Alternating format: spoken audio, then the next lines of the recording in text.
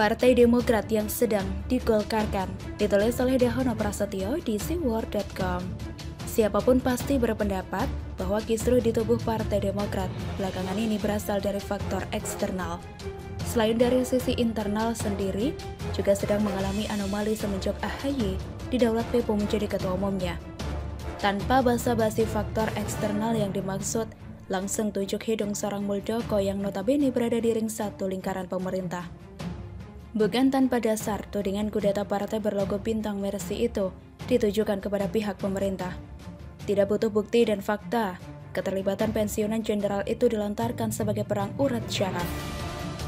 Sekedar syarat utama menciptakan kegaduhan kontroversi bagi pihak lain, khususnya para penonton dan partisipan politik.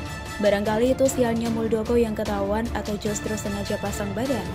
Dalam tahap persatuan awal ini, dengan percaya diri, klien juga sukses menyerang pemerintah dengan dalih kudeta partai. Lalu, kita bertanya, apa yang sebenarnya terjadi? Judul di atas setidaknya bisa menjadi kata kunci terjadinya konspirasi elit dalam kaitan kepentingan politik.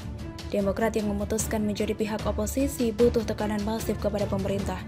Partai Golkar sudah mengalami situasi yang sama saat 2014 di bawah kepemimpinan dua periode Abu Rizal Bakri memutuskan menjadi oposisi justru di saat tokoh elitnya Yusuf Kala dipercaya menjadi wakil presiden.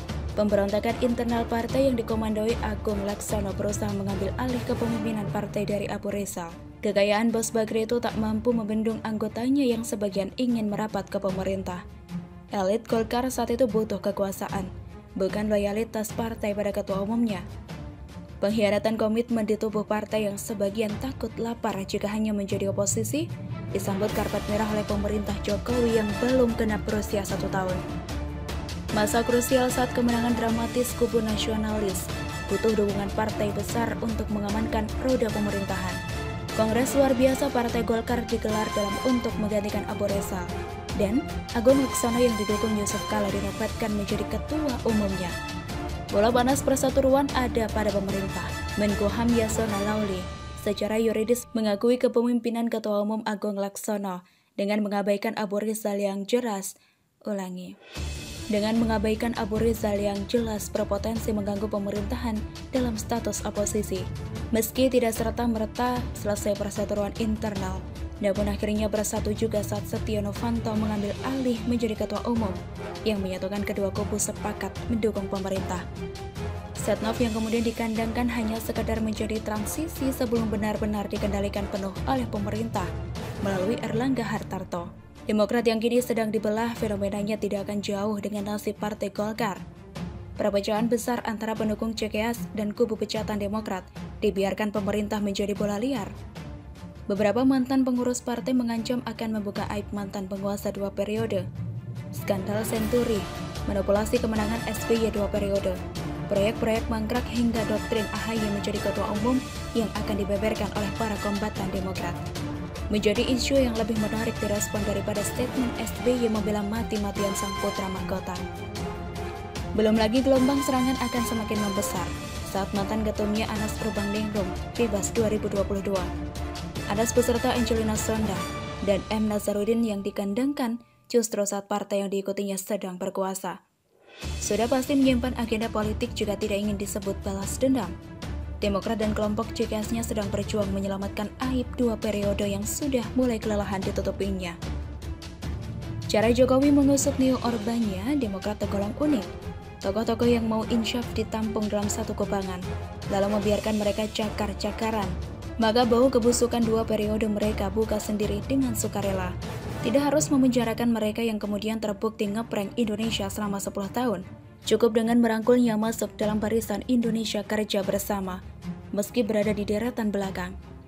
Partai Demokrat memang belum demokrat, meski pernyataan not for sale seolah mengisyaratkan partai tersebut masih laku dijual, padahal justru sebaliknya. Apa untungnya membeli partai dengan segudang kebusukan yang masih terbungkus rapi? Jadi ingat Cendana yang gagal membeli Partai Golkar. Malah tekor saat membentuk partai berkarya. Kalaupun harus membeli Demokrat harganya sudah dijual mahal karena sudah dipegang pangeran bukan lagi mantan Perdana Menteri. Apa mesti patungan sama Makassar yang uang segudangnya nganggur bingung mau dibuat apa? Ngeri-ngeri sedap juga. Goreng terus, Andi Arief tak percaya Jokowi tak tahu isu kudeta AHY. Ditulis oleh Sardi di sewar.com. Pengurus DPP Partai Demokrat Andi Arief mengaku tak percaya jika Presiden Jokowi tidak tahu persoalan pengambil alihan kekuasaan kepemimpinan AHY sebagai Ketua Umum. Alasannya adalah isu tersebut sudah berlangsung 1 bulan dan menyeret nama Muldoko. Terus terang, kader Demokrat dan kami yakin sebagian rakyat masih tidak percaya Pak Jokowi tidak mengetahui atau terlibat pengambil alihan pimpinan Partai Demokrat, kata Andi Arief. Andi Arief percaya bahwa Jokowi sudah menegur Muldoko yang diduga terlibat gerakan pengambil alihan kekuasaan Partai Demokrat. Meski demikian, teguran tersebut bukan berarti sikap Muldoko bertentangan dengan demokrasi. Soal pengambil paksa Demokrat kami percaya Pak Jokowi sudah menegur Pak Muldoko. Cuma apakah tegurannya karena bertentangan dengan demokrasi atau karena gagal, katanya. Pinternya menyeret Jokowi. Mau memframing dengan pertanyaan agar main aman, seolah ada pilihan atau kemungkinan kalau Jokowi marah karena upaya ini gagal. Semua salah Jokowi.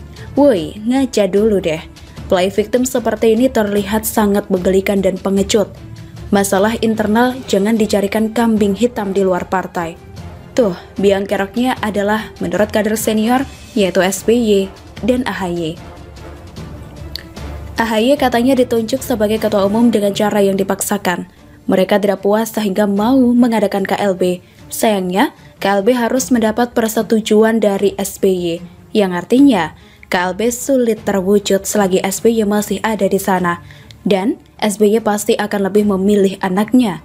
Menyetujui KLB sama saja menjerumuskan AHY dalam posisi terjepit.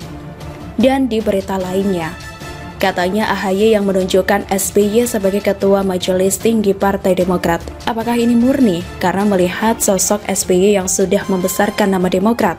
Atau karena ingin menjadikan SBY sebagai benteng pertahanan terakhir untuk meloloskan diri dari ancaman KLB? Kalau benar, misalkan ini benar, maka ini namanya upaya meraih kekuasaan dengan cara yang pintar, sekaligus melindungi posisi agar tidak goyah. Kalau kader lain yang berpengalaman sih masih bisa dimaklumi, sedangkan AHY ini masih terlalu muda, tapi diorbitkan dan melangkahi banyak hal seolah dia ini sangat hebat. Ingat, pertempuran pertama di Pilkada DKI langsung tumbang di putaran pertama. Kesan pertama yang begitu memalukan. Kalau begini caranya, malah jadi berharap KLB diselenggarakan biar kita bisa lihat bagaimana mereka gigit jari dan mewek massal. Toh, Jokowi apapun ceritanya, tetap terseret dalam pusaran arus prahara di dalam tubuh Partai Demokrat. Harusnya Andi Arief jawab dulu tudingan kepada SBY yang mengkudeta ketua umum yang dijabat Anas Urbaningrum saat itu. Bukannya pura-pura tak tahu, lantas menyeret orang lain yang tidak tahu apa-apa. Memangnya Jokowi ada urusan apa dengan Demokrat? Kalau saya sih mau kudeta, ya pasti kudeta partai besar, atau minimal partai 3 besar. Ngapain kudeta partai kecil yang sedang jeblok? Urusan negara jauh lebih penting daripada urusin Partai Demokrat. Pandemi, kadron, isu-isu sentimen agama, radikalisme, intoleransi, pembangunan infrastruktur, banyak lagi masalah yang butuh perhatian dari Presiden. Sungguh tak tahu diri ada yang secara tersirat menjerat pemerintah dalam hal ini. Suruh SBY fokus lawan kader senior, itulah lawan sebenarnya. Mereka mau KLB, ini perlawanan hidup dan mati. Sekali KLB gol, nasib AHY juga bakal gol. Kemungkinan besar Andi Arief juga bakal kena depak. Lindungi baik-baik sebelum semuanya makin berantakan. Kalau tidak percaya ya sudah, itu urusan mereka. Masa bodoh dengan masalah mereka. Toh, mereka ini termasuk oposisi sejalur dengan PKS. Gabungan dari kedua partai ini juga kecil banget di parlemen. Sejatinya, mereka ini sedang cari perhatian, cari panggung. Bila perlu, cari sensasi biar disorot media dan jadi isu selama beberapa waktu. Ciri-ciri partai kecil yang semakin mengecil pangsa pasar politiknya. Harus jadi pahlawan kesiangan, biar dilirik dan dipuja setengah mati. Nanti, kalau misalnya KLB gol atau AHY dalam posisi terjepit, silahkan play victim lagi ya. Cari kambing hitam sebanyak-banyaknya. Stok yang banyak. Silahkan prihatin. Silahkan curhat sedih di media sosial. Bagaimana menurut Anda?